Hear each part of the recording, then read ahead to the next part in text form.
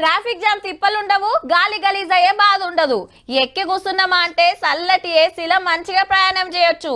అద్దాలకెళ్ళి హైదరాబాద్ అందాలు చూడొచ్చు. Bus bike మీద గంటలో పోయే ప్రయాణం అర్ధ గంటలనే వెళ్ళిపోవచ్చు.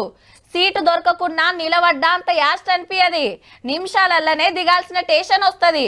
అందుకే మా రూట్లో లేకపాయే అని ఫీల్ అవుతారు చాలా మంది. అందరు కాయ చేసే మెట్రో తోటి ఓ కష్టం కూడా ఉన్నదటుల్లో.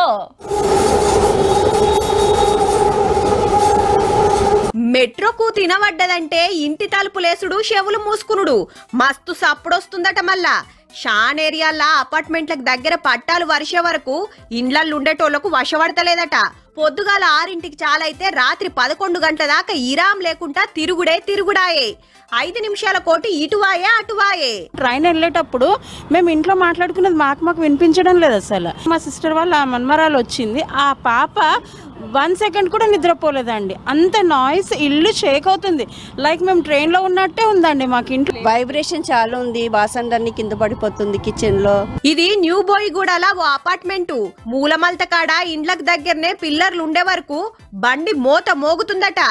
ఆడ అమ్ముకొని ఇంకో కాడ కొనుక్కున్నది నయం అనిపిస్తుందట. అంటే ఎంత సప్పుడో చూడుర్రిగా. ఇప్పుడు ఫోన్ కాల్ వచ్చిందంటే మేము ఇంకా ఆఫ్ చేసుకోవడం, ఇంకా ఎత్తాం. ఇంకా ట్రైన్ పోయాకనే మేము మా ఫోన్ లిఫ్ట్ చేసి మాట్లాడుకోవాల్సి వస్తుంది. సిగ్నల్ లేదని మేము బయటకు వచ్చామనుకోండి, మాకు అసలు ఫోన్లో ఏం మాట్లాడుతున్నారు వాళ్ళు, మేమేం రిప్లై ఇస్తున్నాం అన్నది మాత్రం ఏది వినిపించట్లేదు. తొలుత మంచిగానే ఉండే గాని ఈ నడుమ బండ్ల స్పీడ్ పెంచే వరకు మనోళ్లకు ఎటు సత్రాయిస్తలేదట. ఈ తిప్పలు తప్పియాలని మెట్రో ఆఫీసర్లకు కంప్లైంట్ చేసిండ్రు. ప్రజావాణిల సుత ఫిర్యాదయిండ్రు.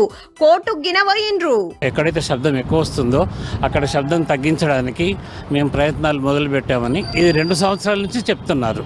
కానీ ఇంతవరకు జరిగింది ఏమీ లేదు, శూన్యం. సౌండ్ బ్యారియర్స్ పెడితే అయిపోయే విషయాన్ని కొత్త రూట్లల్లా పట్టాలు వరుస్తున్నప్పుడన్నా పక్కకున్నోళ్లకు గీ పరిశాన్ లేకుండా చూడుర్రి సార్లు జరా.